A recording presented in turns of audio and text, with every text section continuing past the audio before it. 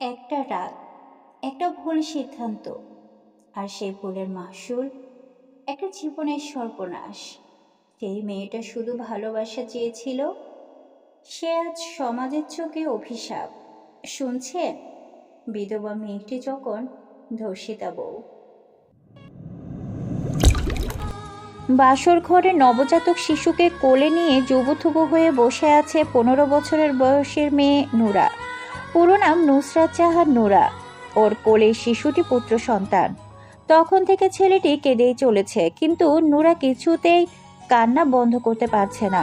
বাচ্চাটা তো ওর নিজের সন্তান না, আর বাচ্চা সামলানোর অভিজ্ঞতাও ওর নেই। হয়তো অভিজ্ঞতা এতদিনে হয়ে যেত, তবে আল্লাহ তাআলা চাননি বলেই হয়নি। অতীত মনে হতেই চোখের কোণ বেয়ে উষ্ণ তরল গড়িয়ে পড়ে। বাচ্চাটার কান্না কিভাবে বন্ধ করবে? বিছানা থেকে নামার জন্য উদ্যত হতেই রুমে প্রবেশ ঘটে ওর বরের, আরশাদ চৌধুরী, যে কিনা গুনে গুনে ওর চেয়ে 16 বছরের বড়। লোকটার গলার স্বর গম্ভীর। যখন কথা বলে নূরের রক্ত হিম হয়ে যায়। নোরা এখনো পর্যন্ত লোকটার মুখের দিকে তাকিয়ে দেখেনি, শুধু গলার স্বর শুনেছে। আরশাদ গম্ভীর আর কিছুটা রাগী স্বরে বলে, তখন থেকে কাঁদছে, শুনতে পাচ্ছ না? খাওয়াচ্ছ না কেন ওকে? নোরা মিনমিন করেই বলে, কি খাওয়ামো? এইখানে তো দুধ নাই। তোমাকে এনেছি কি করতে? তোমার প্রাক্তন শ্বশুর শাশুড়ি তোমাকে কিছু বলেনি? মাথা নাড়ায় নোরা। আরশাদ আগের মতো একই সুরে বলে, তুমি ওকে খাওয়াবে? নিজের ব্রেস্ট ফিডিং করা ওকে। নোরা তড়িৎ গতিতে মুখ তুলে তাকায়। আরশাদের গম্ভীর রাগী চোখ মুখ দেখে সাথে সাথে মাথা নত করে নেয়। 30 মিনিটের মধ্যে ওকে ঘুম পাড়াবে। 30 মিনিট পর আমি রুমে আসবো। মাথা নাড়ায় নোরা। আরশাদ রুম থেকে বেরিয়ে যায়। নোরা বাচ্চাটাকে নিয়ে বিছানায় উঠে বসে আবার বাচ্চাটাকে ফিটিং করাতে শুরু করে। প্রথমে অবশ্য ওর অনেক সুড়সুড়ি লাগছিল আর অস্বস্তি বোধ হচ্ছিল। বারবার সরিয়ে নিচ্ছিল বুক থেকে। বাচ্চাটা খেতে পেয়েও আবার না পেয়েও আগের চেয়ে জোরে জোরে কাঁদতে শুরু করেছিল। আরশাদের ভয়ে নিজের সব অস্বস্তি বোধ দূরে ঠেলে খাওয়াতে শুরু করেছে। ঠিক 30 মিনিট পরে রুমে আসে আরশাদ। বিছানার দিকে তাকিয়ে দেখে ওর ছেলে আব্রাহাম ঘুমিয়ে গেছে, আর নূরা আব্রাহামের পাশে শুয়ে আছে। এই মেয়ে, ঘুমাতে বলেছি তোমাকে আমি। মাত্রই শুয়েছিল নোরা, চোখে ঘুমও ধরা দিয়েছিল। আরশাদের রাগী গম্ভীর স্বর শুনে ভয়ে তাড়াতাড়ি উঠে বসে। বিছানা থেকে নেমে শাড়ি চেঞ্জ করো। আল্লাহ, কি এমন পাপ করেছিলাম আমি? আমার এত কষ্ট তুমি কেন দাও? এক জাহান্নাম থেকে তুইলাই না, আবার কই ফালাইলা? কথাগুলো বলেই নিজের ড্রেস হাতে ওয়াশরুমে প্রবেশ করে। নোরা বন্ধ হওয়া ওয়াশরুমের দরজার দিকে তাকিয়ে উপরের দিকে মুখ তুলে তাকায়। বিড়বিড় করে বলে, 10 লাখ টাকার বিনিময়ে 15 বছরের ধর্ষিতা নোরাকে কিনে এনে বিয়ে করেছে আরশাদ চৌধুরী। অবশ্য নোরা শুধু ধর্ষিতা নয়, বিধবাও। যেই ছেলে ধর্ষণ করেছিল, বিচারের সময় গ্রামের মানুষ সেই ছেলের সাথে ওকে বিয়ে দিয়ে দিয়েছিল। এমন ধর্ষিতা মেয়েকে তো অন্য কেউ বিয়ে করতে চাইবে না। তাছাড়া ওর মা বাবাও বেছে নেই, তাই ওর পক্ষ নিয়ে লড়াই করার মতো কেউ নেই। গ্রামের মেম্বার চেয়ারম্যান যা ফয়সালা করে দিয়েছিল, নোরার দরিদ্র ভ্যান চালক কাকা তাই মেনে নিয়েছিল। এই ছাড়া আর উপায় কি? তিনি তো নোরাকে আর কোথাও বিয়ে দিতেও পারতেন না। এই সমাজে ভুক্তভোগীরা ন্যায় বিচার পায় না। ভুক্তভোগীদেরকেও কোণঠাসা করে রাখে সমাজ ব্যবস্থা। আর সেই ভুক্তভোগী যদি হয় নিম্নবিত্ত পরিবারের সদস্য, তাহলে তো কথাই নেই। নূরার সাথে অন্যায় হলেও ন্যায় বিচার পায়ে দেয়নি কেউ। ভ্যান চালক কাকাও সেরকম কোনো ব্যবস্থা নেননি তখন। তার অত টাকা পয়সা নেই মানুষের পেছনে পেছনে দৌড়াদৌড়ির খরচ করার মতো। নোরাই বা আর কি করার ছিল? গ্রামের মানুষ যা করেছে সেটাই নিয়তি হিসাবে মেনে নিয়েছিল। বিয়ের 7 মাস পর স্বামী নামক সেই জানোয়ার ধর্ষক মানুষের হাতে গণপিটুনি খেয়ে মারা যায়। তখন নোরা 7 মাসের গর্ভবতী ছিল। স্বামী মারা যাওয়ার পরে 3 মাস পর শ্বশুর শাশুড়ি মিলে ওকে 10 লাখ টাকার বিনিময়ে বিক্রি করে দিয়েছে আরশাদ চৌধুরীর কাছে। ওর ভাগ্যটাও এত ভালো কেন? 14 বছর বয়সে এক পুরুষের লালসার শিকার হয়ে তার বউ হয়ে গিয়েছিল। 15 বছর বয়সে গর্ভবতী অবস্থায় আবারও বিধবা হয়ে গিয়েছিল। ভাগ্যের ফেরে আবারও 15 বছর বয়সে আরেক পুরুষের বউ হয়ে গেল আজ। এখানেও যে ভালো থাকবে না, সুখে থাকবে না, সেটা প্রথমেই বুঝতে পেরেছে। 10 লাখ টাকা দিয়ে কিনে এনে ওকে মোটেও রানী বানিয়ে রাখবে না আরশাদ চৌধুরী, এটা বুঝতে পেরে গেছে নোরা। দেখা যাক ভাগ্যে এবার কি আছে। আরশাদ ওয়াশরুম থেকে বেরিয়ে এসে দেখে নোরা এখনো আগের মতোই দাঁড়িয়ে আছে। কিছুটা ধমকে সুরে বলে, এখনো দাঁড়িয়ে আছো কেন? 2 মিনিটের মধ্যে কাপড় চোপড় খুলে বিছানায় আসবে। কথাগুলো বলতে বলতে মেইন লাইট অফ করে ডিম লাইট অন করে বিছানায় বসে। নোরা যেন বরফের মতো জমে গেছে। ওর মধ্যে একটু নড়াচড়া নেই, শ্বাসও বোধহয় নিচ্ছে না। আরশাদ পুনরায় ধমক দিয়ে বলে, এই মেয়ে, কথা কানে যাচ্ছে না? কি বলেছি আমি? 2 মিনিটের মধ্যে আমি যেভাবে বলেছি সেভাবে চাই তোমাকে আমার সামনে। আব্রাহামকে বুকে আগলে ধরে একপাশে জড়সড় হয়ে শুয়ে আছে নোরা। আব্রাহাম এতক্ষণেই জেগেছিল, একটু আগে ঘুমালো। ছোট মেয়েটার নাজুক দেহখানা ব্যথায় জর্জরিত হয়ে আছে। চোখের কোণ বেয়ে গড়িয়ে পড়ছে পানি, তবে কান্নার শব্দ নেই, নেই কোনো অভিযোগ। যন্ত্রণায় দম বন্ধ হয়ে আসলেও শ্বাস ফোরাচ্ছে না। জীবন ওকে যা দিয়েছে তার চেয়ে বেশি কেড়ে নিয়েছে। আনন্দের চেয়ে কষ্টই বেশি সহ্য করেছে। চোখ তুলে আরশাদের দিকে তাকায়। লোকটা উপর হয়ে শুয়ে আছে, মুখ ওর দিকে ফিরিয়ে রাখা। গম্ভীর রাগে চোখ মুখ এখন শান্ত। লোকটা ভীষণ পাষাণ, ওকে অনেক কষ্ট দিয়েছে। একটুও দয়া মায়া নেই লোকটার মধ্যে। চোখ বন্ধ করে নেয় নোরা। ডুবে যায় সেই সন্ধ্যা। নোরার কাকি হাঁস মুরগি পালন করেন।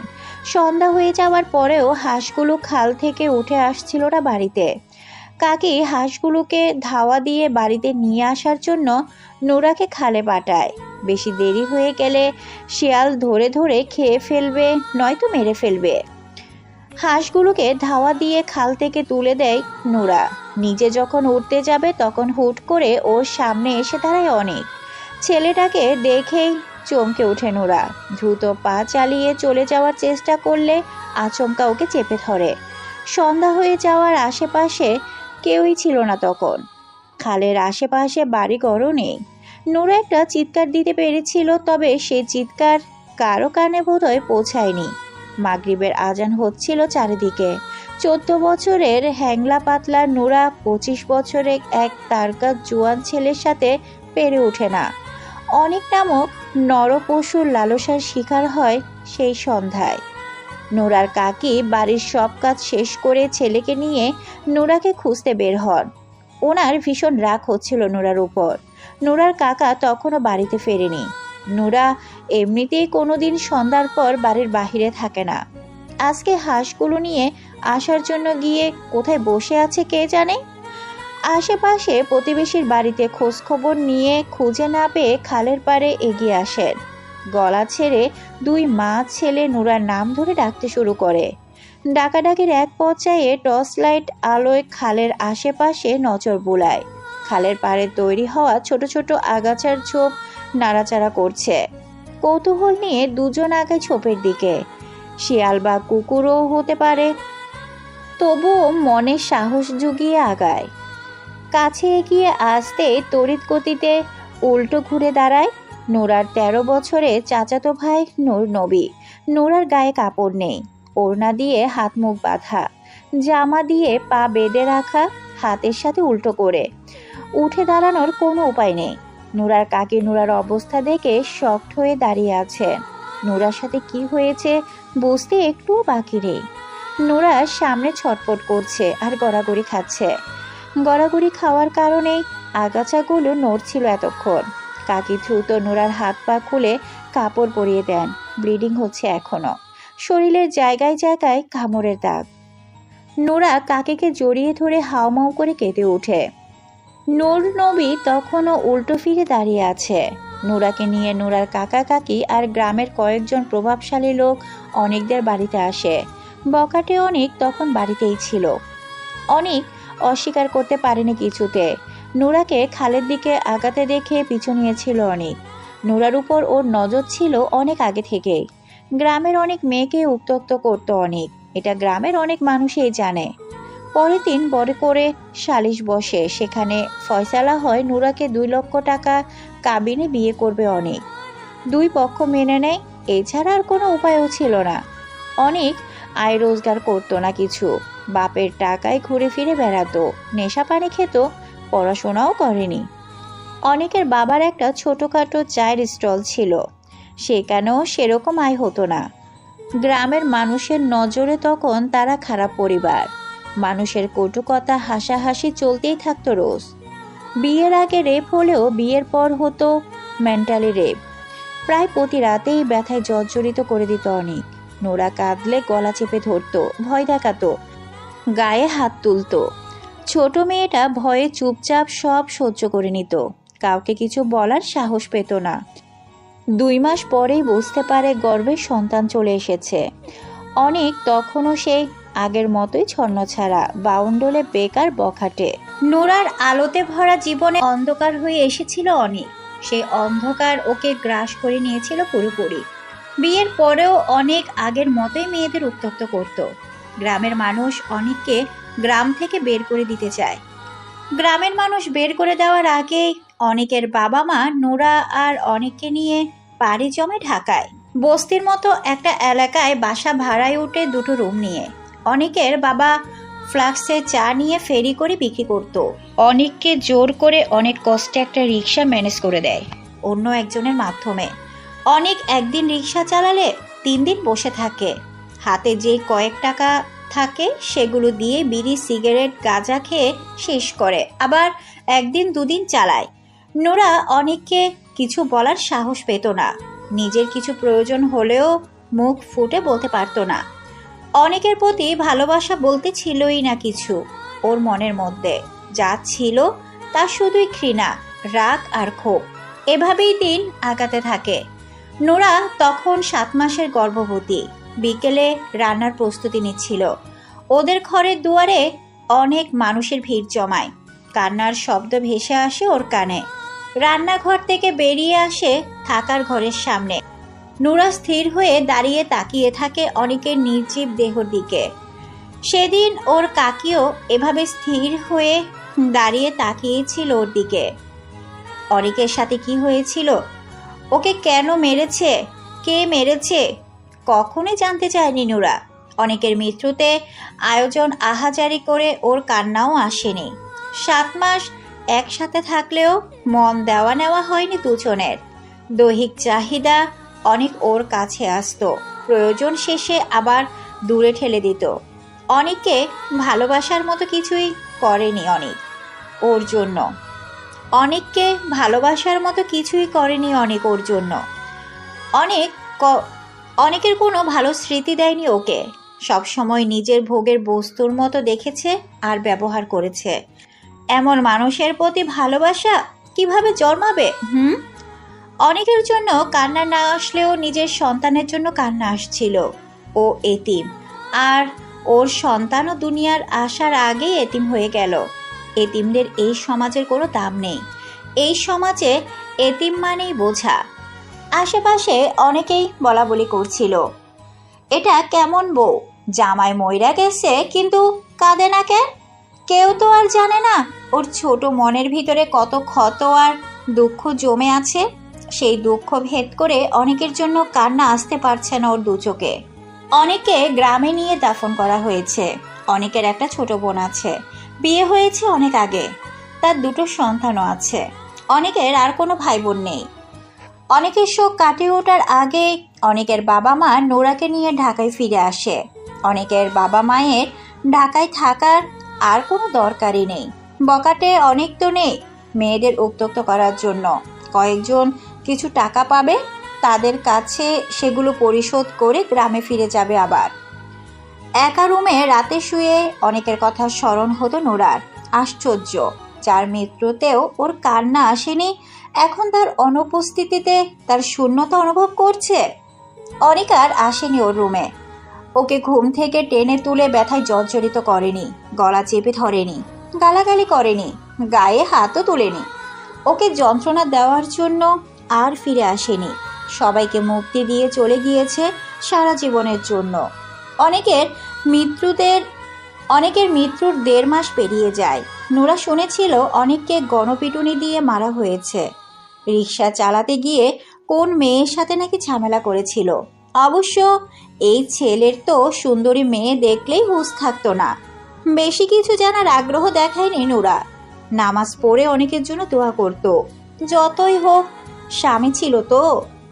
দুপুরে রান্না শেষে গোসল করে নামাজ আদায় করে খাবার খায়। বিছানায় শোয়ার পর অনুভব করে পেটের ভিতর বাচ্চা নড়াচড়া করছে না। স্মরণ হয় আজ সকাল থেকে খুব একটা নড়াচড়া করেনি। ডেলিভারির সময়ও প্রায় হয়ে এসেছে। গ্রামে কাকা কাকির বাড়িতে চলে যেতে চেয়েছিল, তবে ওর শ্বশুর শাশুড়ি রাজি হননি। ওনারও গ্রামে ফিরে যেতে চাইলেও আর যাননি, হয়তো আর যাবেনও না। বিকেলে শাশুড়িকে জানায় বাচ্চা নড়াচড়া করছে না দুপুর থেকে। সে গুরুত্ব না দিয়ে বলেছিলেন মধ্যে মধ্যে বাচ্চা চুপচাপ থাকে, সমস্যা নাই, পরে আবার নড়াচড়া করব। কিন্তু ওর বাচ্চা নড়াচড়া করেননি। রাতে পেইন শুরু হয়। পরের দিন সকালে হাসপাতালে যাওয়ার পর মৃত বাচ্চা ডেলিভারি হয়। মেয়ে হয়েছিল। নোরা নিজের সন্তান হারিয়ে সেদিন কেঁদেছিল ভীষণ। পরে আবার আস্তে আস্তে নিজেই মনকে বুঝ দিয়েছে এতিম হয়ে বেঁচে থাকার চেয়ে না থাকাই ভালো। নানান চিন্তা মাথায় ঘুরঘুর করত। কেমন যেন পাগলের মতো অবস্থা হয়ে গিয়েছিল।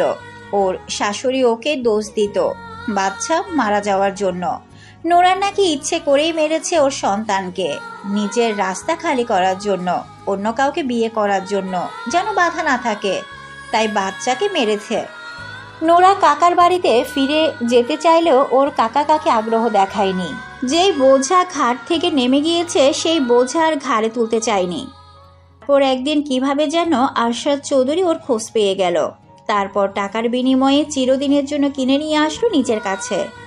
আরশাদ চৌধুরী চাইলে ধনী পরিবারের মেয়েকে বিয়ে করতে পারত, চাইলে অবিবাহিত সুন্দরী মেয়েই বিয়ে করতে পারত। আরশাদ চৌধুরী ভীষণ চালাক চতুর একজন মানুষ। সে জানে নোরাকে যেভাবে খুশি সেভাবে নাচাতে পারবে। ও টু শব্দের বিপরীতে নোরা টু শব্দ করতে সাহস করবে না কোনোদিন। নোরা শোয়া থেকে উঠে ফ্রেশ হয়ে আসে। সারাদিন অঙ্গে ব্যথা অনুভব করেছে। মনে হচ্ছে কেউ যেন খুব মেরেছে ওকে। বিষণ্ণ হয়ে উদাসীন মনে সোফায় গায়ে নিয়ে বসে পড়ে। অনেকের বাবা মা ওকে পছন্দ করে না, ভালোবাসে না জানতো, কিন্তু টাকার বিনিময়ে এভাবে বিক্রি করে দিবে কল্পনাও করেনি। বিছানায় শুয়ে থাকা আরশাদের দিকে তাকায় আবার। আরশাদের প্রথম বউ কোথায়?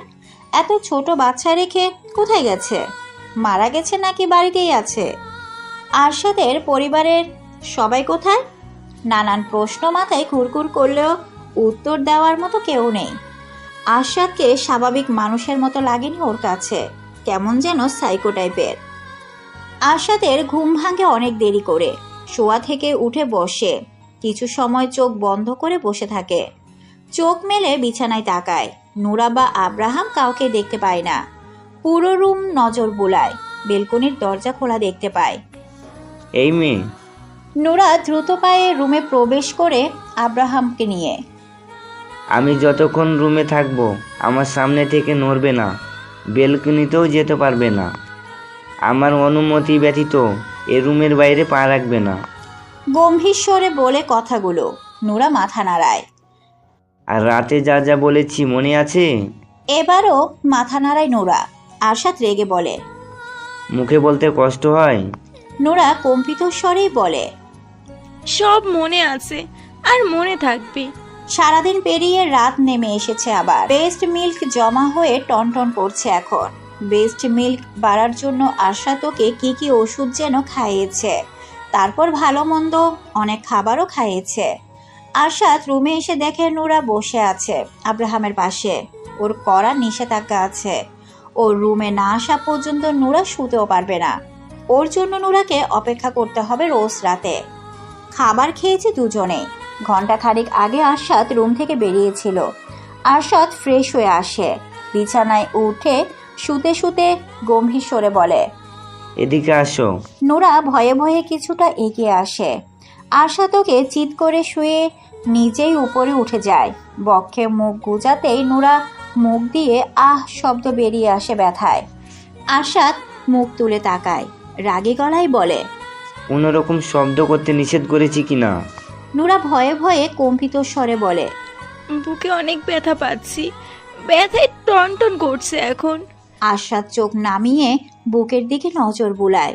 নোরা কিছু বুঝে ওঠার আগে ডান হাত তুলে চাপ প্রয়োগ করে। প্রচণ্ড ব্যথায় আর্তনাদ বেরিয়ে আসে নোরার মুখ দিয়ে। আরশাদ রেগে চিবিয়ে চিবিয়ে বলে, এই মেয়ে, সাউন্ড করতে নিষেধ করেছি আমি। নোরা কেঁদে ফেলে, জড়ানো গলায় বলে, আপনি এমন করছেন কেন? আমি ব্যথা পাচ্ছি, আজকে ছেড়ে দিন আমাকে, আমি সহ্য করতে পারবো না আজ।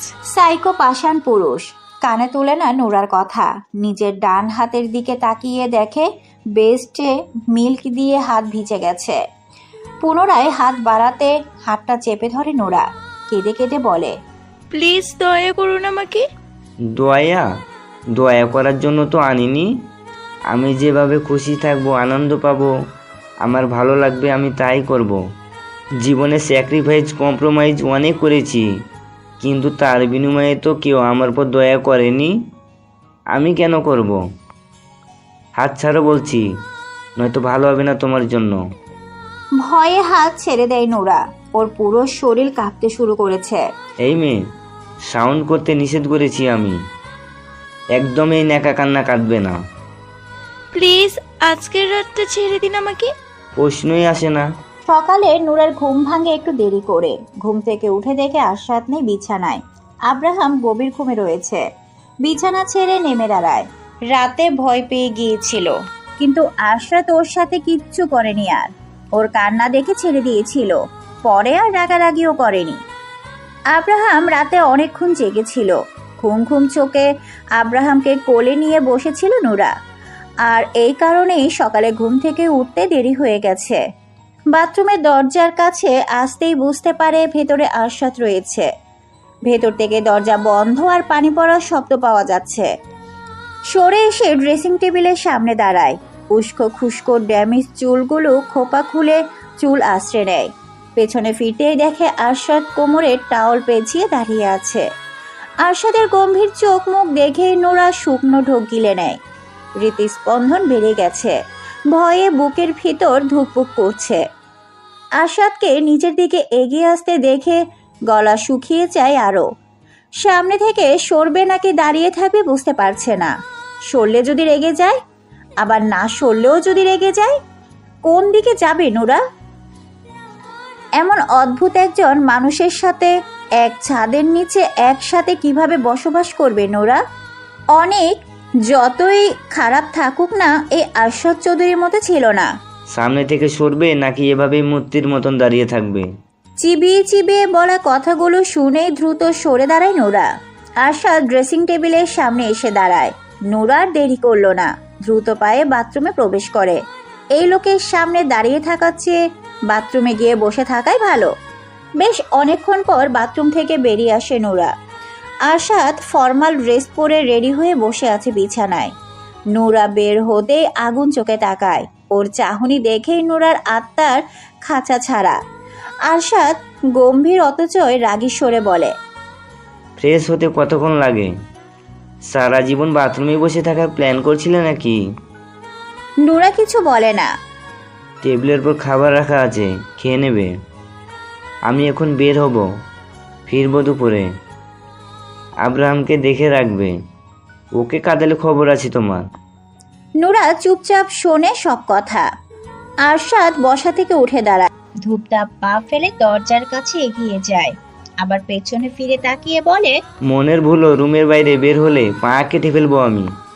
বের হব না। মনে থাকে যেন। থাকবে।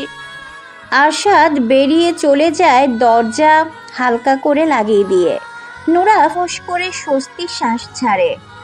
যাই হোক, দুপুর পর্যন্ত শান্তিতে থাকতে পারবে আজকে। খাবার খেতে বসে আরশাদের কথা স্মরণ হলো। লোকটা খেয়েছে, খায়নি বোধ হয়। গতকাল রুমে বসে ওর সাথে খেয়েছিল 3 বার। আজকে বোধহয় নিচে গিয়েই খাবে। নোরা বেশি কিছু ভাবলো না, খিদে পেয়েছে তাই খাওয়া শুরু করে। খাবারের স্বাদ অনেক ভালো, আর এইসব খাবার আগে কোনোদিন খায়নি নোরা।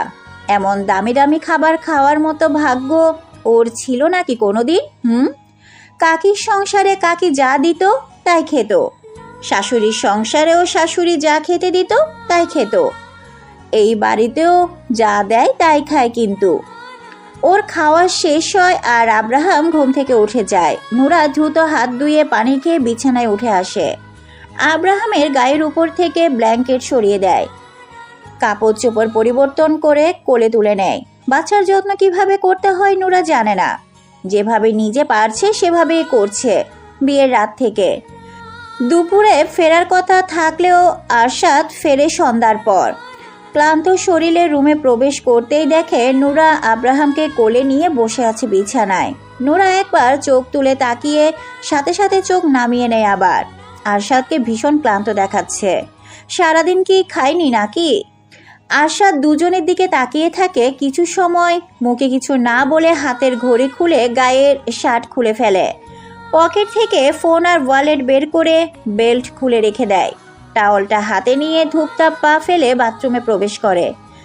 এখান থেকে এখানে একটু আস্তে ধীরেও তো যাওয়া যায়। বেশ সময় নিয়ে গোসল করে বাথরুম থেকে বের হয় আরশাদ। ক্লান্ত চোখ মুখ এখন একটু সতেজ লাগছে। ট্রাউজার পরে বিছানার কাছে এগিয়ে আসে। নোরার সামনে বসতেই নোরার শ্বাস প্রশ্বাস বন্ধ করে নেয়। শ্বাস নেওয়ার শব্দ শুনে যদি রেগে যায়। নিজের বলিষ্ঠ হাত দুটো বাড়িয়ে নোরার কোল থেকে আব্রাহামকে নিজের কোলে তুলে নেয় আরশাদ। নোরা ভয়ে ভয়ে একটু পিছিয়ে যায়। আরশাদ চোখ তুলে তাকাতে স্বস্তি হয়ে বসে রইল আবার। আরশাদ ছেলের গায়ের জামা তুলে ভালোভাবে খেয়াল করে। নোরার দিকে তাকিয়ে বরাবরের মতোই গম্ভীর স্বরে বলে, ওর গায়ে বেবি অয়েল দিয়ে দাওনি? দুপুরে গোসল করানোর পর দিয়েছিলাম। তারপর আর দাওনি? না। কেন? জোরে কথা শুনে চমকে ওঠে নোরা। ভয়ে ভয়ে আরশাদের মুখের দিকে তাকিয়ে সাথে সাথে মাথা নত করে নেয় আবার। কম্পিত স্বরেই বলে, দুপুরে দিয়েছিলাম, এই জন্য আর দেই নাই। এই ভাষায় আমার সামনে কথা বলতে নিষেধ করেছিলাম আমি। ভুল হয়ে গেছে, আর বলবো না। এক ভুল কতবার হয়? আর হবে না। অয়েল ম্যাসাজ করনি কেন? ত্বক কেমন খসখসে হয়ে গেছে, চোখে দেখনি? কিভাবে বাচ্চার যত্ন নিতে হয় জানো না? না। এর আগে কোনো বাচ্চার যত্ন নাওনি? না। কাউকে নিতেও দেখনি? না। ওর পুরো শরীর ম্যাসাজ করো এক্ষুনি। বিছানায় শুয়ে দেয় আব্রাহামকে। নোরা বেবি অয়েলের বোতল নিয়ে আসে। আব্রাহামের গায়ের পোশাক খুলে অয়েল ম্যাসাজ করতে শুরু করে। এটা কিভাবে করছো? কিভাবে করব? কিচ্ছু পারো না দেখছি। নোরা চুপ হয়ে থাকে। আরশাদ দেখিয়ে দেয় কিভাবে কিভাবে অয়েল ম্যাসাজ করতে হবে। ডক্টরের কাছ থেকে বেবিকে অয়েল ম্যাসাজ কিভাবে করতে হবে তা শিখেছিল আরশাদ। তোমার তো কেউ নেই তাই না? নোরা মুখ তুলে তাকায়। পুনরায় অয়েল ম্যাসাজ করতে করতে বলে, কাকা কাকি আর দুই কাকা তো ভাই বোন আছে। তোমার বাবা মায়ের কি হয়েছিল? ঘরে আগুন লেগে মারা গিয়েছিল। তখন তুমি কতটুকু ছিলে? 3-4 বছরের মনে হয়। তুমি বাঁচলে কিভাবে? নোরা মুখ তুলে তাকায়। তখন আমাদের ছনের ঘর আসিল, উপরে চাল আসিল টিনের, আর পেড়া ছিল ছনের। ওই দিন রাতে আমি দাদির কাছে ছিলাম। আব্বা মা ঘরে ঘুমিয়েছিল। রাতে কেমনে জানি আগুন ধরে যায়, আর আব্বা মা বের হতে পারেনি। আগুনে পুইরা মরে গেছে। আরশাদ আর কোনো প্রশ্ন করে না, চুপচাপ থাকে কিছুক্ষণ, তারপর আবার বলে, তুমি প্রেম করে বিয়ে করেছিলে তাই না? চমকিত নয়নে তাকায় নোরা। কথা বলছো না কেন? এই কথা আপনারে কে বলছে? আমার সামনে শুদ্ধ ভাষায় কথা বলতে বলেছি। এসব আঞ্চলিক ভাষায় কথা বলবে না আমার সামনে। আরশাদের ধমকে নোরা চুপ হয়ে থাকে। শান্ত কণ্ঠে নোরা বলে, প্রেম করে বিয়ে করেছি, কে বলেছে আপনাকে? অ্যারেঞ্জ ম্যারেজ ছিল? না। Love marriage? না। অ্যারেঞ্জ ম্যারেজ না, লাভ ম্যারেজও না, তাহলে বিয়ে হয়েছিল কিভাবে? নোরা চুপ হয়ে থাকে। ও মোটেও এইসব কথা মুখ দিয়ে বের করতে চায় না। তেলের বোতল রেখে আব্রাহামকে পাতলা গেঞ্জি পরিয়ে দেয়, নরম কাপড়ে আচ্ছাদিত করে কোলে তুলে নেয়। আমি কিছু জিজ্ঞেস করেছি, উত্তর দাও। আপনি পুরনো কথা কেন শুনতে চাইছেন? বলো তুমি। নোরা বুঝতে পারছে না বলে আর উপায় নেই, বলতেই হবে। মাথা নত করে আব্রাহামের মুখের দিকে তাকিয়ে বলতে শুরু করে সেই দিন সন্ধ্যা থেকে পরের দিন বিয়ে হওয়া পর্যন্ত সকল ঘটনা। নোরার কথা শেষ হতে আরশাদ চোখ বন্ধ করে নেয়, লম্বা শ্বাস টেনে নিয়ে ফোঁস করে ছাড়ে। বুকের ভিতর কিছু একটা হচ্ছে। কিছু সময় পর চোখ মেলে তাকায়। নোরা এখনো আব্রাহামের মুখের দিকে তাকিয়েই আছে। ওর চোখ দুটো থেকে টপ টপ করে পানি গড়িয়ে পড়ছে আব্রাহামের গায়ের উপর। আরশাদ পুনরায় গম্ভীর স্বরে বলে, বিয়ের পর থেকে শেষ পর্যন্ত বলো, কোনো কিছু যেন বাদ না পড়ে। নোরা নিচের দিকে দৃষ্টি রেখে শুরু থেকে শেষ পর্যন্ত খুলে বলে সব। ওর হেসকে উঠে গেছে। আরশাদ হাত বাড়িয়ে ছেলেকে কোলে তুলে নেয়, ক্ষুদ্র স্বরেই বলে, ওই দুজন আমাকে মিথ্যে বলেছে তাহলে? নোরা চোখের পানি মুছে মুখ তুলে তাকায়। আশাদের কথাগুলো বুঝতে পারেনি বোধহয়। কে মিথ্যে বলেছে এটা জিজ্ঞেস করার সাহস হচ্ছে না ওর। আরশাদ আবার বলে, তুমি মিথ্যে বলছো না তো আমাকে? নোরা দ্রুত দুদিকে মাথা নাড়ায়। আমি কিন্তু মিথ্যে একদম সহ্য করতে পারি না। খোঁজ নিয়ে যদি জানতে পারি তুমি আমাকে মিথ্যে বলেছো, তাহলে তোমার অবস্থা কি করবো কল্পনাও করতে পারবে না। আমি মিথ্যে বলিনি আপনাকে। এত কিছু হওয়ার পরও তুমি কেন তোমার কাকার বাড়িতে ফিরে যাওনি? ফিরে যেতে চেয়েছিলাম, কিন্তু কাকা কাকি নিতে চাইনি। ঘাট থেকে নেমে যাওয়ার বোঝা আর ঘাড়ে তুলতে চাইনি। আমাকে আনিকের বাবা মায়ের সাথেই মানিয়ে নিয়ে থাকতে বলেছিল। যাও, মুখ ধুয়ে আসো।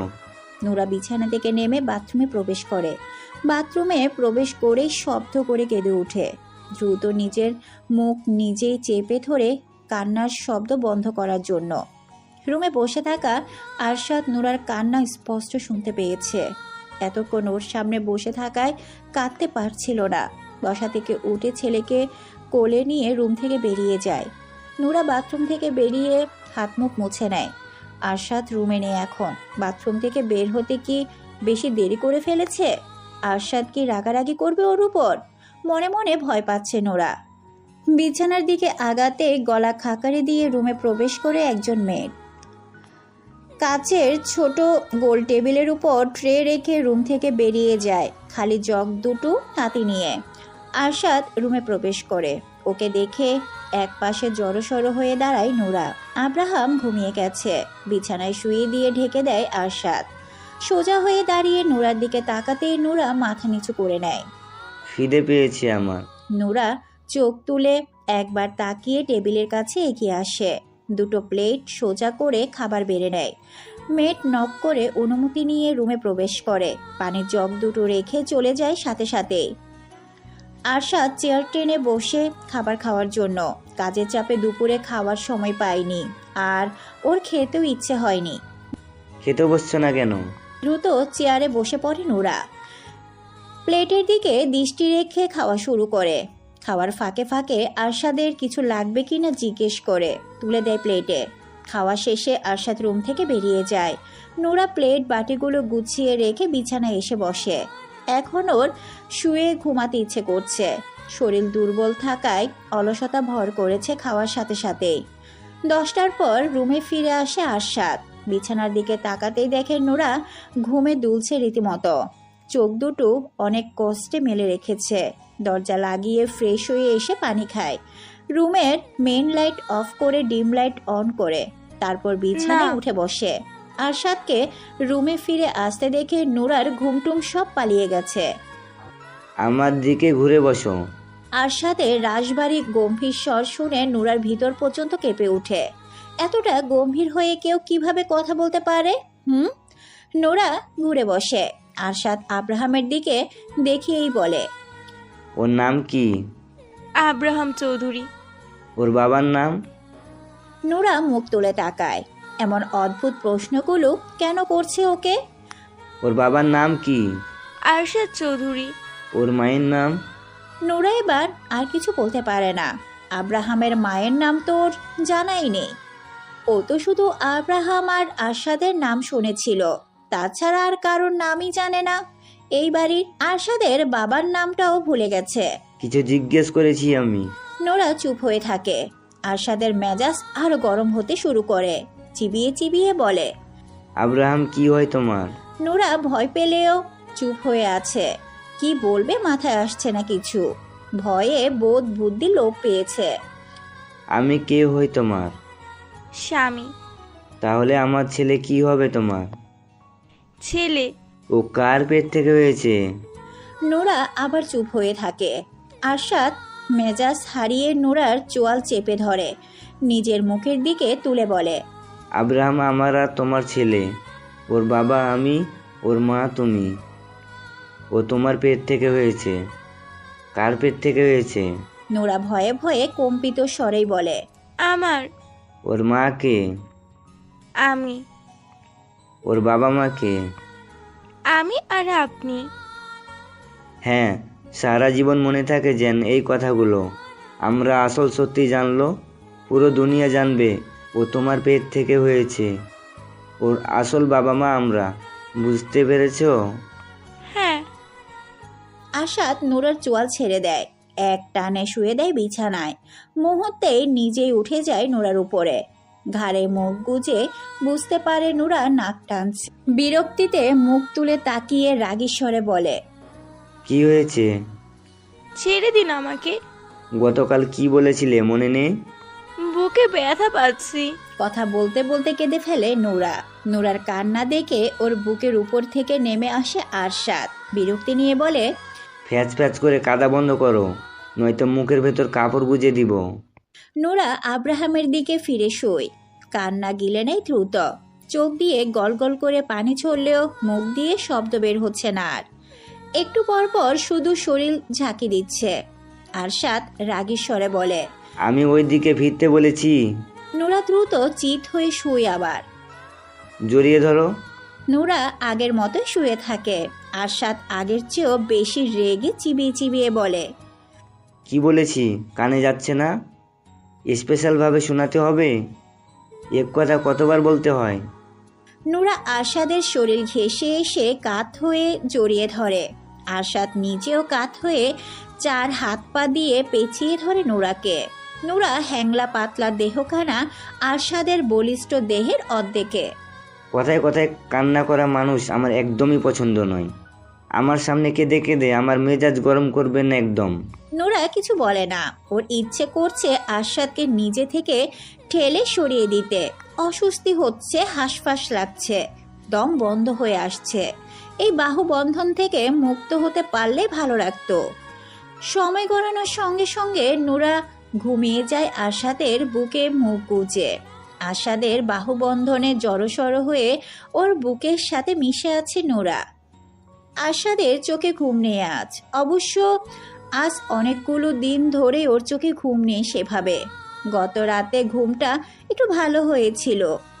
আরশাদ প্রথম বিয়ে করেছিল 25 বছর বয়সে। পড়াশোনা শেষ করে বিয়েটা করেছিল বাবা মায়ের পছন্দে। মেয়েটা ছিল ভীষণ সুন্দরী, দেখলেই চোখ জুড়িয়ে যেত। বউকে অনেক ভালোবাসতো আরশাদ। নিজের সবটা দিয়ে ভালোবেসেছিল, অন্ধের মতো বিশ্বাস করত। বিয়ের 3 বছর পেরিয়ে যাবার পরেও বাচ্চা হচ্ছিল না। 3 বছর পর থেকেই বিভিন্ন ডাক্তারের কাছে দৌড়াদৌড়ি শুরু করে দুজন। প্রথম দুজনের একজনেরও কোনো রকম সমস্যা ধরা পড়তো না। এভাবে আরো 2 বছর পেরিয়ে যায়। বাড়ির সবাই বাচ্চার জন্য পাগল হয়ে গিয়েছিল, সাথে আরশাদ নিজেও। আবার পরীক্ষা নিরীক্ষা করার পর জানা যায় আরশাদ কোনোদিন বাবা হতে পারবে না। সমস্যা ওর নিজের, ওর বউয়ের কোনো সমস্যাই নেই। আরও কয়েকটা হসপিটালে গেলে একই কথা বলে। আরশাদ পুরোপুরি ভেঙে পড়ে। খাওয়া দাওয়া ঘুম সব বাদ। বাড়ির সবাই ওকে সান্ত্বনা দেওয়ার চেষ্টা করত, ওকে বোঝাতো, কিন্তু ওর বউ সে কখনোই ওকে সান্ত্বনা দিত না, ওকে বোঝানোর চেষ্টাই করতো না। আরশাদ ভেঙে পড়লেও ওর বউ ছিল স্বাভাবিক, যেন কিছুই হয়নি। এভাবে আরো অনেকগুলো দিন পেরিয়ে যায়। আরশাদ তখন পুরোপুরি ভঙ্গুর। ডিপ্রেশন হতাশে ডুবে গেছে। বাবা হতে না পারাটা ওর কাছে সবচেয়ে বড় হার। এই জীবন যেন পুরোটাই বৃথা। একদিন দুপুরবেলায় আরশাদ শুয়েছিল বিছানায়। ওর বউ শাইলা গোসল করার জন্য বাথরুমে প্রবেশ করে। একটু পরে ফোন কেঁপে ওঠে। সাইলেন্ট করা রয়েছে ফোনটা। ফোন হাতে নিয়ে দেখে নাম্বার সেভ করা নেই। শাইলার ফোন দেখে আর রিসিভ করে না আরশাদ। পরপর দুবার রিং বেজে কেটে যায়। আবার কল আসতেই রিসিভ করে কানে ধরে। কিছু বলার আগেই অপর পাশ থেকে ভেসে আসে পুরুষালী গলার স্বর। কথা বলতে গিয়েও থেমে যায় আরশাদ। অপর পাশ থেকে কিছুক্ষণ বকবক করে সারা শব্দ না পেয়ে কল কেটে দেয়। আরশাদ ফোনের লক খুলে হোয়াটসঅ্যাপে প্রবেশ করে। বিয়ের এতগুলো বছরে সেদিন প্রথম বউয়ের ফোন ঘাটাঘাটি করে আরশাদ। আরও যা জানতে পারে তাতে ওর পুরো দুনিয়া ওলটপালট হয়ে যায়। নিজের চোখকেও যেন বিশ্বাস করতে পারছিল না। রীতিমতো ওর শরীরে কম্পন সৃষ্টি হয়ে যায়। ওর শ্বাস নিতেও কষ্ট হচ্ছিল তখন। যাকে এত ভালোবাসলো, যার জন্য এত কিছু করলো, শেষ পর্যন্ত সে ওকে এভাবে ঠকালো, ওর সাথে এত বড় প্রতারণা করলো। দিনের পর দিন ওর বিশ্বাসের সুযোগ নিয়ে ওকে ঠকিয়ে গেল, আর ও বুঝতেই পারেনি। ভালোবেসে কতটা অন্ধ হলে এভাবে চোখ বন্ধ করে কেউ বিশ্বাস করে। শাইলার আচরণে সন্দেহ করার মতো অনেক কিছুই ছিল, তবে ভালোবাসায় অন্ধ হয়ে থাকার কারণে সেসব চোখে পড়েনি আগে। শাইলা বাথরুম থেকে বেরিয়ে দেখে আরশাদ ওর ফোন হাতে নিয়ে বিছানায় বসে আছে চুপচাপ। রাগে চোখ মুখ ভয়ঙ্কর দেখাচ্ছে। শাইলা ভয় পেয়ে যায় ওর চোখ মুখ দেখে। এর আগে কোনোদিন আরশাদকে এমন রূপে দেখেনি। আরশাদ ভীষণ রাগীরূপী মানুষ, শাইলা জানে, তবে ওর সাথে কোনোদিন উঁচু গলায় কথা বলেনি এখনো পর্যন্ত। শাইলাকে দেখে ফোন হাতে নিয়ে বিছানা থেকে নেমে দাঁড়ায় আরশাদ। চুপচাপ দাঁড়ায় সামনে। ফোন শাইলার মুখের দিকে ধরে গম্ভীর স্বরে বলে, এগুলো কি? শাইলা চুপ করে থাকে। ওর গলা শুকিয়ে গেছে, মুখ দিয়ে কোনো কথা বের হচ্ছে না। আরশাদ খপ করে শাইলার গলা চেপে ধরে বাম হাতে। শাইলার মনে হচ্ছে গলার হাড়গুলো বোধহয় এখনই মটমট করে ভেঙে যাবে। গলা চেপে ধরে রেখে দেওয়ালের সাথে ঠেসে চেপে ধরে। মাথার আঘাত পেয়ে চিৎকার করে উঠে শাইলা। আরশাদের হাত সরিয়ে দেওয়ার চেষ্টা করে দ্রুত। আরশাদ ক্ষুদ্র হয়ে বলে, কেন করলি আমার সাথে এরকম? তোর জন্য কি করিনি আমি? কোন জিনিসটা দেয়নি তোকে? তোকে কম ভালোবেসেছিলাম? বল, কেন করলি আমার সাথে এরকম? শাইলা কিছু না বলে আরশাদের হাত সরানোর চেষ্টায় ব্যস্ত। ভালো যদি নাই বাসিস তাহলে বিয়ে করেছিস কেন? বল, কেন বিয়ে করেছিস? কেন অভিনয় করলি আমার সাথে? বিয়ের আগে যখন বারবার জিজ্ঞেস করলাম তখন মিথ্যে কেন বলেছিলি? মুখ খোল, নয়তো তোকে জানে মেরে ফেলবো আজ। আরশাদের চিৎকারে বাড়ির সবাই উপস্থিত হয়ে গেছে ওর রুমে। যেভাবে শাইলার গলা চেপে ধরে আছে, এইভাবে আরেকটু সময় থাকলে শাইলা মারা যাবে। যাকে পাগলের মতো ভালোবাসে তাকে এভাবে মারার কারণ কেউ বুঝতে পারছে না। সন্ধ্যার পরপরই বাড়িতে প্রবেশ করে আরশাদ।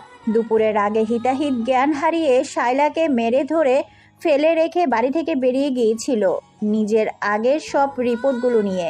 শাইলাকে কেন মেরেছে, শাইলা কি করেছে, কাউকে কিচ্ছু বলেনি। কারোর কোনো প্রশ্নের উত্তরও দেয়নি। ওর এমন খ্যাপা রাগ দেখে কেউ বেশি কিছু জিজ্ঞেস করার সাহসও করেনি। হসপিটালে গিয়ে আগে ডক্টর দেখিয়েছে। নতুন রিপোর্ট দেখে ডক্টর জানিয়েছে আরশাদের কোনো সমস্যা নেই, ও বাবা হতে পারবে। আগের সব রিপোর্ট ফেক। হসপিটাল থেকে বেরিয়ে গিয়েছিল থানায়। যতজন ডক্টর এর আগে ওকে মিথ্যে বলেছিল আর ফেক রিপোর্ট বানিয়েছিল, প্রমাণ দেখিয়ে সকলের নামে মামলা করেছে। শাইলার নামেও মামলা করেছে। এই সব কিছু করতে করতে সন্ধ্যা হয়ে গেছে। বাড়িতে ফিরে দেখে শাইলার বাবা মা ভাই চলে এসেছে ওদের বাড়িতে। সবাই ওর সাথে কথা বলার জন্য উদ্যত হলেও আরশাদ কারোর কোনো কথা না শুনে সোজা নিজের রুমে চলে আসে। শাইলা শুয়েছিল বিছানায়। আরশাদের শক্ত হাত পায়ের মার খেয়ে অবস্থা খারাপ। আরশাদ শাইলার দিকে তাকিয়ে রাগে ফোঁস করতে শুরু করে। হাতের রিপোর্টগুলো বিছানার উপর রেখে শাইলার চুলের মুঠি ধরে বিছানা থেকে টেনে নামাতে নামাতে বলে, তুই আমার বিছানায় শুয়ে আছিস কেন? বের হ আমার রুম থেকে আর এই বাড়ি থেকে। তোর এই নোংরা আর গিরগিটি মার্কা চেহারা দেখাবি না আমাকে। আরশাদ, ব্যথা পাচ্ছি, চুল ছাড়ো আমার। শায়লার আর্তনাদ কান্না আরশাদের কানে পৌঁছায় না। রাগে যেন বধির হয়ে গেছে। থানা থেকে কিভাবে বাড়িতে ফিরেছে ও নিজেও জানে না। বল তুই আমার সঙ্গে কেন নাটক করলি এতকাল? শায়লা ওর প্রশ্নের উত্তর দিচ্ছে না দেখে আবার গলা চেপে ধরে শক্ত করে। দম বন্ধ হয়ে যাবে তখন ছেড়ে দেয়। শায়লা দেওয়ালের সাথে ঘেঁষে বসে পড়ে গলা ধরে। আরশাদ শায়লার সামনে বসে দুই পায়ের উপর ভর করে। শায়লার মুখ দুই হাতে আগলে ধরে পাগলের মতো বলে, তুই কেন আমার সাথে এমন করলি? তোর কি ক্ষতি করেছিলাম আমি? তোকে কখনো কষ্ট দিয়েছি আমি? তোর কোনো চাওয়া অপূর্ণ রেখেছি? তোকে অযত্নে রেখেছি? কোন জিনিসের অভাব হয়েছিল বল? নিজের থেকেও বেশি ভালোবেসেছিলাম তোকে, আর তুই তার এই প্রতিদান দিলি? শায়লা চুপ করে থাকে। রাগে হিতাহিত জ্ঞান হারিয়ে শায়লার গালে ঠাটিয়ে চর বসিয়ে দেয় আরশাদ। আবার চর খেয়ে শায়লার নাক আর ঠোঁটের কোণ দিয়ে রক্ত বেরিয়ে আসে। শায়লার চুলের মুঠি ধরে আরো কয়েকটা চর লাগায় ঠাস ঠাস করে। গলা চেপে ধরে আবার। দেওয়ালের সাথে আবারও বাড়ি লাগে মাথায়। যার গায়ে ফুলের টোকাও লাগতে দেয়নি কখনো, আজ দুপুর থেকে নিজ হাতে তার গায়ে মারছে, লাথি দিচ্ছে। আরশাদ যেন নিজের নিয়ন্ত্রণ হারিয়ে ফেলেছে। প্রাণপ্রিয় স্ত্রীর কাছ থেকে এত বড় আঘাত পেয়ে কিছুতেই নিজেকে সামলাতে পারছে না। আরশাদের গর্জন আর শায়লার কান্না শুনে বাড়ির সবাই আবারও উপরে উঠে এসেছে। আরশাদের ছোট ভাই এরশাদ এগিয়ে এসে আরশাদকে সরানোর চেষ্টা করে। আরশাদ ওকে এক ঝটকায় ফেলে দেয় নিচে। বাড়ির সবাই এগিয়ে এসে আরশাদকে টেনে সরিয়ে দেয়। আরশাদ সকলের কাছ থেকে নিজেকে ছাড়ানোর জন্য ধস্তাধস্তি করতে করতে গর্জন করে বলে, ছাড়ো আমাকে, ওকে আজকে আমি খুন করে ফেলবো। আরশাদের বাবা ছেলেকে শান্ত করার চেষ্টা করে বলেন, কি হয়েছে? তুমি এমন করছো কেন? শায়লা কি করেছে? এই মহিলা এতদিন ধরে আমাকে ঠকাচ্ছে। ওর ওপরে এক আর ভিতরে আরেক। ও অন্য এক ছেলেকে ভালোবাসে বিয়ের আগে থেকেই। এখনো সেই ছেলের সাথে পরকীয়া কন্টিনিউ করে রেখেছে। আমার কোনো সমস্যা নেই। এই নষ্ট মহিলা ডাক্তারদের আগেই টাকা খাইয়ে রাখতো, সেজন্য ডাক্তাররা ফেক রিপোর্ট বানাতো আর মিথ্যে বলতো। এজন্যই সব সময় ওর পরিচিত ডাক্তারদের কাছে যেতে চাইতো। পাগলের মতো কি বলছে সব? আমি পাগল হয়ে গেছি এখন। ওকে খুন করব আমি, তবেই শান্তি পাবো। কোনো কিছু ভুল বুঝাবুঝি হয়েছে, মাথা ঠান্ডা করো আগে। আরশাদ সকলের কাছ থেকে নিজেকে ছাড়িয়ে নেয়। পকেট থেকে শায়লার ফোন বের করে একের পর এক পিক বের করে সকলকে দেখাতে শুরু করে। চ্যাট বক্সে থাকা সুশীল অশ্লীল চ্যাট বের করে দেখায় সকলকে। ভয়েস রেকর্ডগুলো শোনায়। ঘৃণায় সকলের চোখ মুখ পরিবর্তন হয়ে গেছে। শায়লার বাবা মা ভাই মাথা নিচু করে নিয়েছে। আরশাদ রাগে ফেটে পড়ছে। রাগের কারণে থরথর করে কাঁপছে ওর পুরো শরীর। পুনরায় শায়লার সামনে বসে বলে, কথা বলছিস না কেন? বল, কেন আমার সাথে এরকম বড় নাটক করলি? কেন আমার বিশ্বাস নিয়ে খেললি? আমাকে কেন ঠকালি? মুখ খোল, নয়তো তোর জিহ্বা টিনে ছিঁড়ে ফেলবো আমি। শায়লা কান্না করতে করতে নিচের দিকে তাকিয়ে বলতে শুরু করে, আমি বিয়ের আগে থেকেই নিশানকে ভালোবাসি। আমাদের বিয়ের 1 মাস আগে ওর সাথে ব্রেকআপ হয়ে যায়, তাই জেদের বসে আমি বিয়েতে আর অমত করিনি।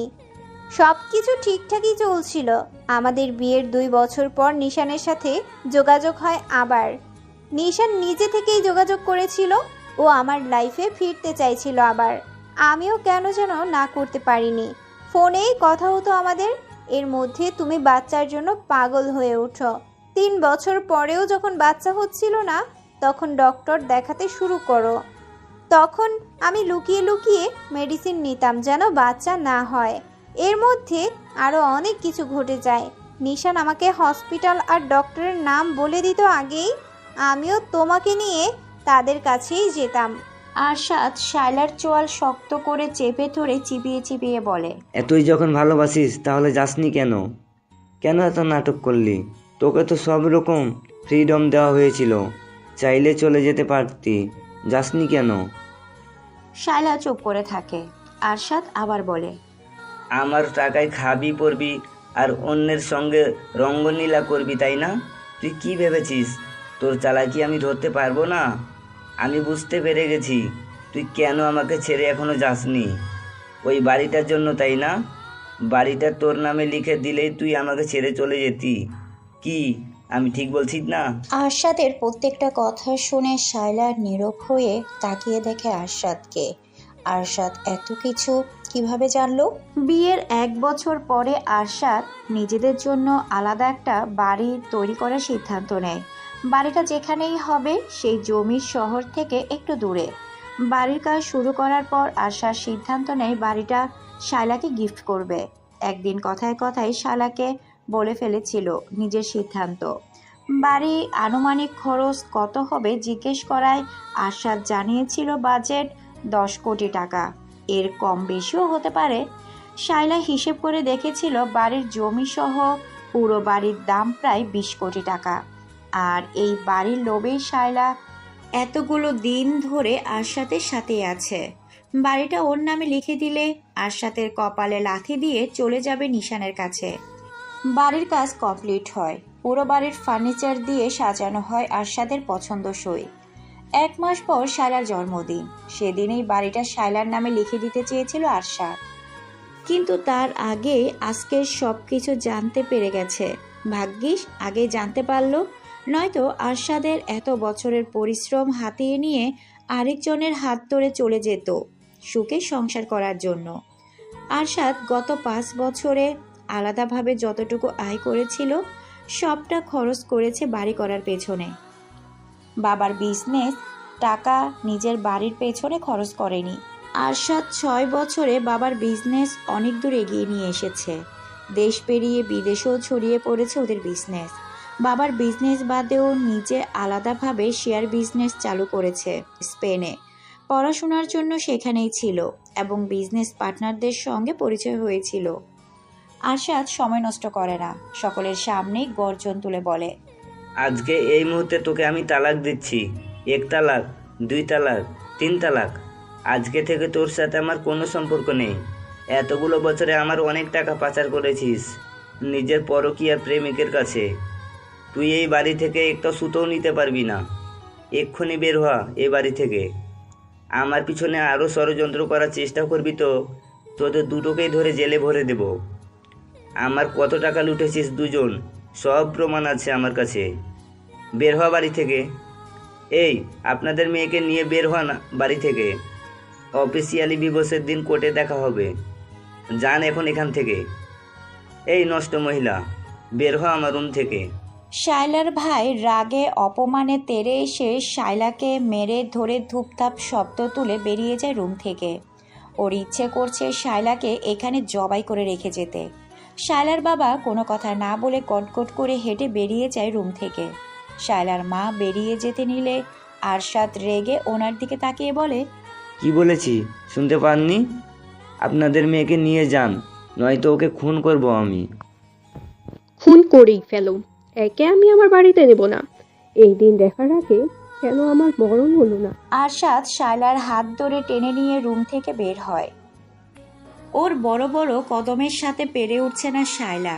আরশাদ এক প্রকার ওকে টেনে হিসড়ে নিচে নামাচ্ছে। বাড়ি থেকে বেরিয়ে রাস্তায় ছুঁড়ে ফেলে এক প্রকার। একদলা থুতু দিয়ে মুখের উপর গেট লাগিয়ে দেয়।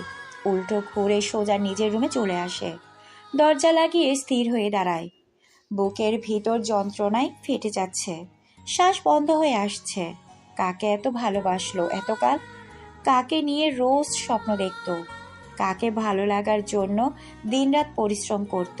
কার জন্য এত কিছু করেছে?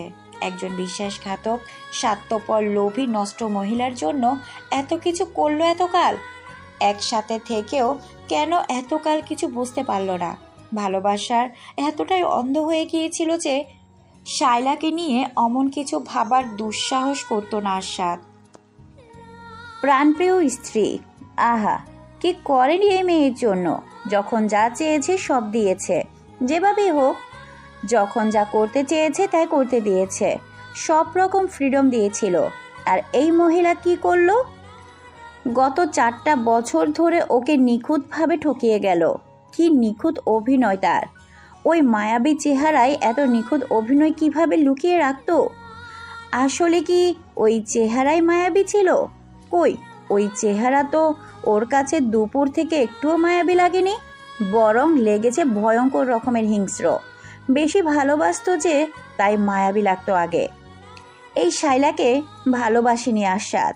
ও ভালোবেসেছিল সেই শাইলাকে যে কিনা ওর হাত ধরে ওর চোখে চোখ রেখে বলেছিল, আমি সারা জীবন তোমার সাথেই থাকবো, কোনো দিনও তোমার হাত ছাড়বো না, তুমি আমার জীবনের প্রথম এবং শেষ পুরুষ।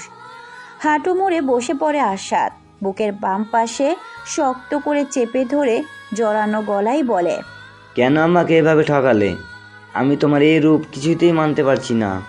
তুমি বলেছিলে আমি তোমার জীবনের প্রথম পুরুষ, অথচ আমি দ্বিতীয় জন ছিলাম। এত নিখুঁত অভিনয় তুমি কিভাবে করলে? এতগুলো দিন ধরে তুমি লাস্ট মেসেজে কি লিখেছিলে? আমাকে তোমার এখন সহ্য হয় না? আমাকে দেখলে তোমার খুন করতে ইচ্ছে করে? নরম গলায় কথাগুলো বলতে বলতে হঠাৎই গর্জন করে ওঠে আবার। বিশ্রী ভাষায় গালাগালি করতে শুরু করে শাইলাকে উদ্দেশ্য করে। বসা থেকে উঠে শাইলার যা যা হাতের কাছে পায় সব কিছু ছুঁড়ে ফেলতে শুরু করে। রুমের বাহিরে দাঁড়িয়ে সবাই রুমের ভিতরে চলা তাণ্ডব স্পষ্ট অনুভব করতে পারছে। আরশাদ রুমের ভিতরে পাগলের মতো চিৎকার করতে শুরু করে রীতিমতো। পুরো বাড়ি কেঁপে উঠছে যেন ওর চিৎকার আর তাণ্ডবে।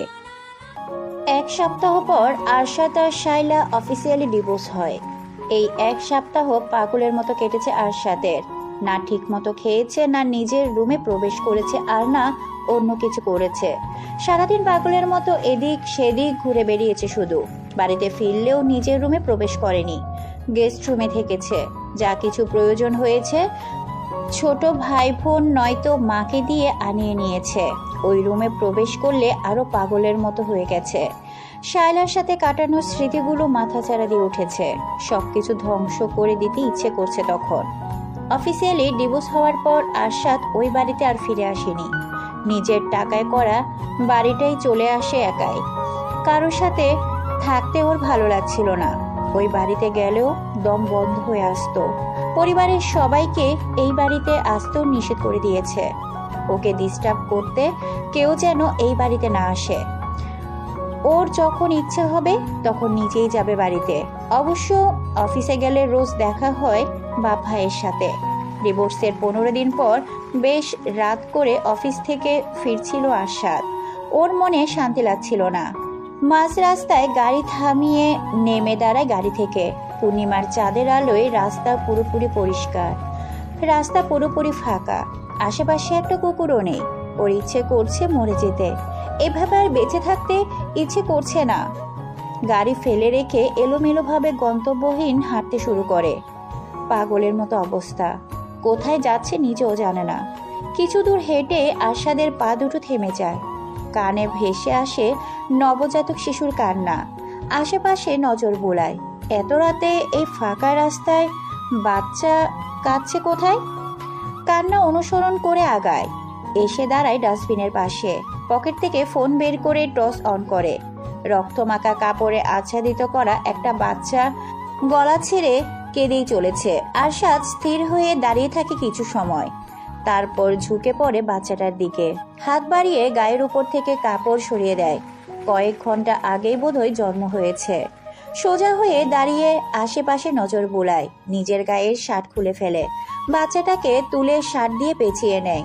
রক্ত মাখা নোংরা কাপড় আর ধরে না। উল্টো ঘুরে আবার হাঁটা শুরু করে গাড়ির দিকে। শহর থেকে কিছুটা দূরে হওয়ায় রাস্তাঘাট একদম ফাঁকা। মানুষজনের একটা টু শব্দ অবধি নেই। আশ্চর্যের ব্যাপার হচ্ছে আরশাদ বাচ্চাটাকে কোলে তুলে নেওয়ার পরই কান্না বন্ধ হয়ে গেছে। এক হাতে ড্রাইভিং করে বাড়িতে পৌঁছায় আরশাদ। ওই বাড়িতে এক মধ্যবয়স্ক দম্পতি থাকে বাড়ির কাজকর্ম আর রান্না বান্না করার জন্য। মহিলা আরশাদের কোলে ছোট বাচ্চা, তাও আবার এমন অবস্থায় দেখে অবাক হয়ে তাকিয়ে থাকে। আরশাদ নিজেই বাচ্চাটাকে মহিলার কোলে তুলে দিয়ে বলে পরিষ্কার করে খাওয়াতে। বাচ্চাটাকে পরিষ্কার করার পর নরম কাপড়ে আচ্ছাদিত করে গরুর দুধ গরম করে খাওয়ায়। খাওয়ার পর ঘুমিয়ে যায়। ছোট দেহখানা বেশ কয়েকটা ক্ষতের চিহ্ন পাওয়া যায়। বেশ অযত্নে অবহেলায় রাস্তার পাশে ডাস্টবিনে ফেলে রেখে গিয়েছিল কোনো এক হৃদয়হীন মানুষ। আরশাদ ফ্রেশ হয়ে এসে চুপচাপ খাবার খায়, তারপর বাচ্চাটাকে কোলে তুলে নিয়ে সোফায় বসে থাকে। হ্যালো বন্ধুরা, আমি মিতুমণি।